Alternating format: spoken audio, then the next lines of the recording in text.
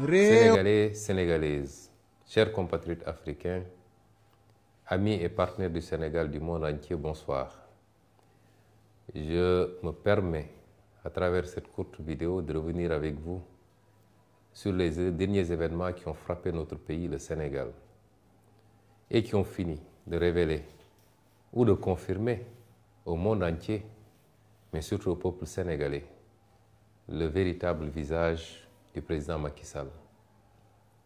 Visage qu'on peut dépeindre sous les couleurs de la haine, de l'acharnement, de la violence gratuite par ses forces de défense et de sécurité, de la persécution permanente contre toutes les voix dissidentes, qu'elles soient de la société civile, des mouvements citoyens ou des partis politiques d'opposition, notamment par l'instrumentalisation d'un pan entier de la justice.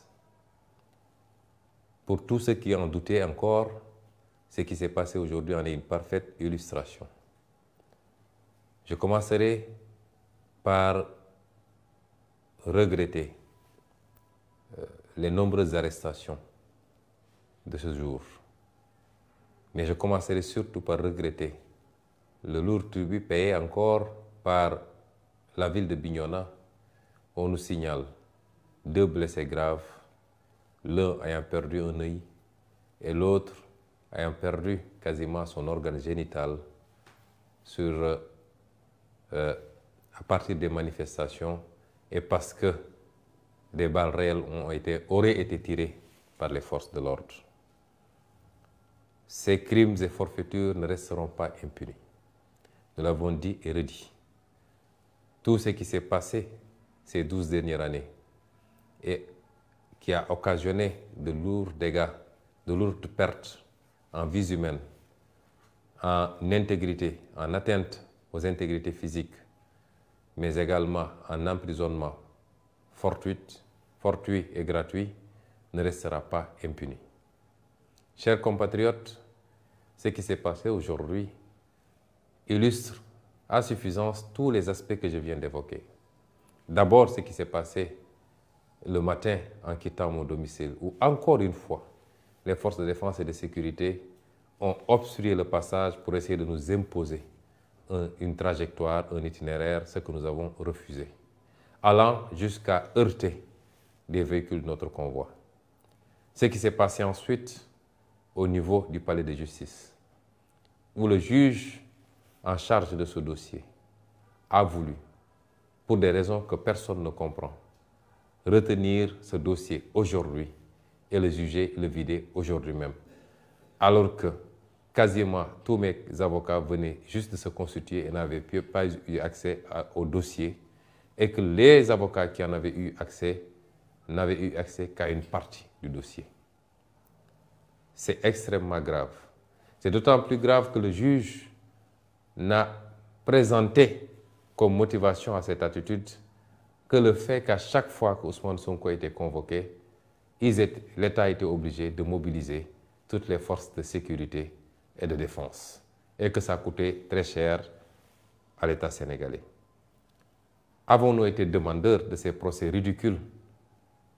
Sommes-nous les instigateurs de ces complots et de ces manipulations dont la seule visée est d'obtenir une condamnation pouvant empêcher Ousmane Sonko d'être candidat pour l'élection présidentielle du 25 février 2024. Est-ce que cela peut justifier qu'on empiète, qu'on piétine, qu'on viole les droits de la défense, qui sont mes droits en l'occurrence, simplement parce que la mobilisation de ces dispositifs des forces de sécurité et de défense coûte très cher à l'État du Sénégal? Qu'un juge puisse réagir comme ça est suffisamment inquiétant et doit nous préoccuper par rapport à son indépendance, puisqu'il a pris des instructions pour parler ainsi. Ce qui s'est passé ensuite à la fin de cette audience, puisque n'eût été l'insistance, j'allais dire même la résistance des excellents avocats qui se sont constitués pour notre défense, que je remercie au passage. Énormément d'avocats sont constitués aujourd'hui. Aucun de ces avocats ne nous a demandé d'honoraires pour défendre notre cause. Je les remercie, mais je les félicite surtout parce qu'ils ont fait montre de détermination, de combativité, mais ils ont montré que le Sénégal doit être fier de ses avocats. N'eût été la détermination de ces avocats, mais n'eût été également un barreau debout. Et j'en profite pour féliciter M. le bâtonnier qui a pu intervenir pour insister sur le fait que les droits de la défense sont sacrés dans un procès et que rien ne s'opposait et tout convergeait. La pratique judiciaire et tous les éléments d'un procès, tout convergeait vers un renvoi, comme le demandaient mes avocats. Nous avons vu aujourd'hui un barreau debout, un bâtonnier debout. Nous attendons de la magistrature qu'elle soit aussi debout, parce que la justice est le pilier fondamental d'une république et la première garante de la stabilité dans un pays. Une justice couchée est un danger pour l'équilibre social, politique, économique, politique, géopolitique d'un pays. Nous demandons à l'Union des magistrats, à l'ensemble des magistrats, procureurs, juges d'instruction, à revenir à la raison et à comprendre qu'ils ont un sacerdoce, c'est de servir, de juger au nom du peuple sénégalais et non pas de servir les desseins politiques du régime et du président Macky Sall. Ce qui s'est passé au sortir de cette audience, où le monde entier a pu voir toutes les entraves qui ont été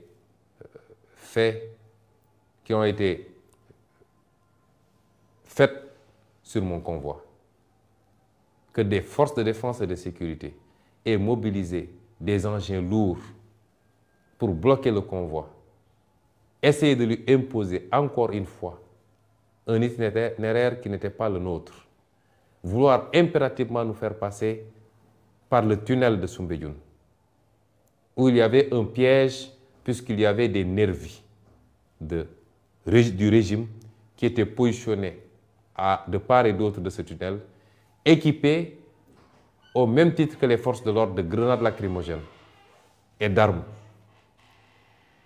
Ces forces de l'ordre ont voulu nous forcer à passer sous le tunnel, alors que rien ne s'opposait à ce qu'on puisse passer au-dessus du tunnel. C'est cela qui a amené le blocage du convoi, léger de grenades lacrymogènes, et c'est ça qui nous a amené à la situation que vous avez vécue. Ces mêmes forces de défense et de sécurité ont voulu m'imposer de sortir de mon véhicule pour entrer dans l'un de leurs engins blindés.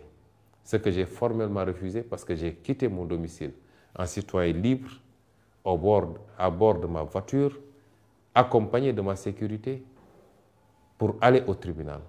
Et je tenais à rentrer dans les mêmes conditions. Ce qu'ils m'ont refusé, allant jusqu'à exercer une violence inédite, inouïe, gratuite sur mon véhicule et sur ma personne. Le monde entier a vu des agents des forces de l'ordre casser la vitre de ma voiture, forcer les serrures pour m'extraire de force de cette voiture et me conduire directement à bord de l'un de leurs fourgons blindés. Ce que rien ne justifiait. Puisque si les forces de l'ordre veulent nous faire croire qu'avec tout ce dispositif qu'ils avaient déployé, ils n'avaient pas les moyens d'escorter notre convoi et de nous conduire à notre domicile, personne ne peut y croire. Le pire, c'est qu'aujourd'hui, on a vu des milices privées se fondre dans les rangs des forces de l'ordre, tirer des grenades lacrymogènes contre les foules sans que ces forces de l'ordre n'interviennent. Ce qui se passe dans ce pays est extrêmement grave. Le régime de Macky Sall entretient une milice privée que tout le monde connaît et reconnaît, que nous connaissons, que nous avons identifiée, photographiée. Et cette milice, aujourd'hui, commet des exactions contre les populations. Un des acteurs éminents de la société civile a parlé de guerre civile la dernière fois. certains se sont empressés de s'acharner contre lui. Mais le président Macky Sall nous conduit directement vers une situation désastreuse parce que personne n'acceptera de se laisser tirer comme des lapins par des milices privées entretenues par le régime du président Macky Sall. J'en appelle donc à l'ensemble du peuple sénégalais. J'en appelle à la communauté internationale pour vous dire que celui qui s'est présenté à vous comme un démocrate, qui a essayé de dépeindre son opposition comme une opposition violente, déraisonnée, est le seul dictateur, le seul violent, le seul haineux qui existe aujourd'hui au Sénégal. Le Sénégal est un grand peuple qui a jusqu'à présent résisté à tous les soubresauts, qui n'a jamais connu, qui n'a jamais été traversé par des considérations liées à l'ethnie, à la race, à la région d'appartenance. C'est seulement sous le régime du président Macky Sall qu'on a commencé à entendre ces discours haineux. Je veux dire à cette communauté internationale et au peuple sénégalais que cette obsession pour le pouvoir et pour un troisième mandat est en train de mener le président Macky Sall et son régime à franchir la ligne rouge qu'aucun président avalu n'avait franchie dans ce pays. Celle-là qui nous conduit vers la déstructuration du tissu social. Il est temps d'arrêter le président Macky Sall. Dès demain, nos avocats qui sont en train de travailler sur les suites à donner à tout cela déposeront certainement des plaintes, même si on n'a pas espoir, vu ce qui se passe dans la justice sénégalaise. Mais certains comportements et certains crimes ne sont pas prescriptibles. Contre tous les acteurs qui ont été mêlés à ces exactions, à commencer par le ministre de l'Intérieur, les généraux et chefs de la police qui sont mêlés à qui sont les donneurs d'ordre, les commissaires et autres commandants qui y sont directement mêlés, des plaintes seront déposées parce que nous ne laisserons pas passer de telles attitudes qui ne relèvent pas d'une police nationale, mais qui sont des attitudes de banditisme. Comment pouvez-vous imaginer qu'un grand avocat comme Maître Clédor Ciré Ly, l'un des meilleurs d'Afrique de l'Ouest, procédurier et pénaliste, ait été brutalisé, extrait de force de la voiture pour être conduit dans un fourgon blindé? Comment pouvez-vous expliquer qu'un avocat qui a plus de 42 années de barre comme Kawsu Kaba Bodian, plus de 80 ans, soit aujourd'hui brutalisé, qui ne présentait aucun risque, aucune menace pour ses forces de défense et de sécurité? Comment pouvez-vous expliquer ça? Qu'est-ce qui peut justifier ces actes gratuits de violence et de vandalisme policier sur ordre du président Macky Sall et de son ministre de l'Intérieur? Ce qui se passe au Sénégal est suffisamment grave pour alerter tous les démocrates, alerter tous les républicains, alerter le monde entier, puisque depuis des années, les droits et libertés sont piétinés. La démocratie est à l'agonie.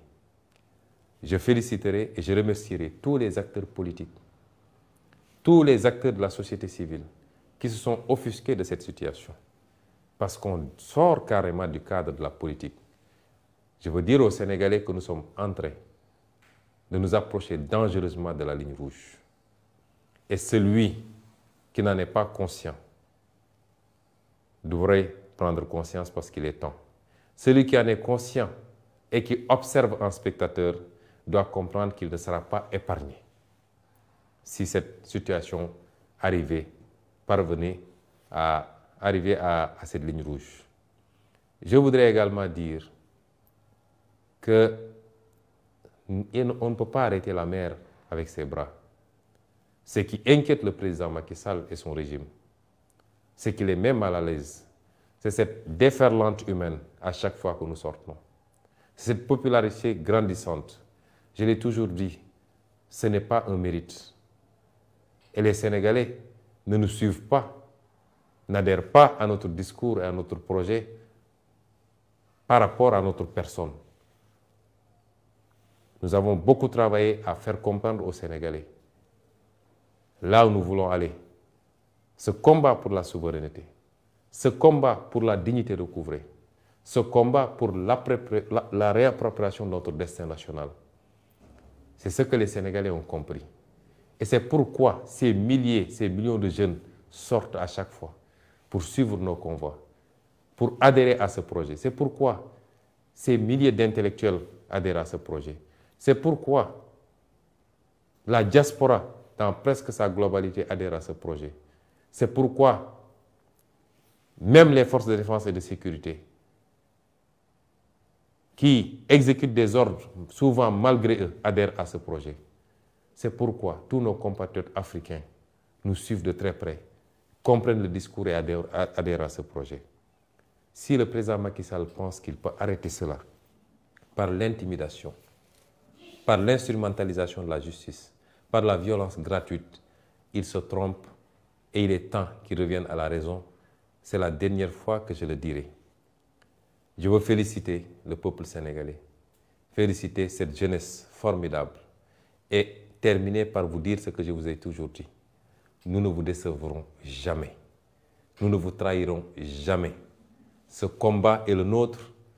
Vous avez droit à la même prospérité, au même progrès, au même bonheur, au même espoir que tous les peuples du monde. Nous ne vous décevrons jamais. Je terminerai enfin par souhaiter au peuple américain une bonne fête d'anniversaire. Parce qu'aujourd'hui, j'aurais dû être à l'ambassade des États-Unis, sur invitation de l'ambassadeur. Au moment où je vous parle, j'aurais dû être à cette ambassade pour célébrer avec eux, avec ce grand peuple américain, sa fête d'indépendance. Je suis, malgré moi, sous résidence surveillée, et de manière tout à fait illégale, parce qu'aucun juge n'a décerné une ordonnance pour que je sois sous résidence surveillée. On me refuse tout déplacement hors de mon domicile, barricadé par des chars de combat, par des dragons, par des véhicules lourds et par des centaines et des centaines de policiers et de gendarmes. Je voudrais dire au monde entier que voilà le visage de Macky Sall et de son régime. Je vous remercie.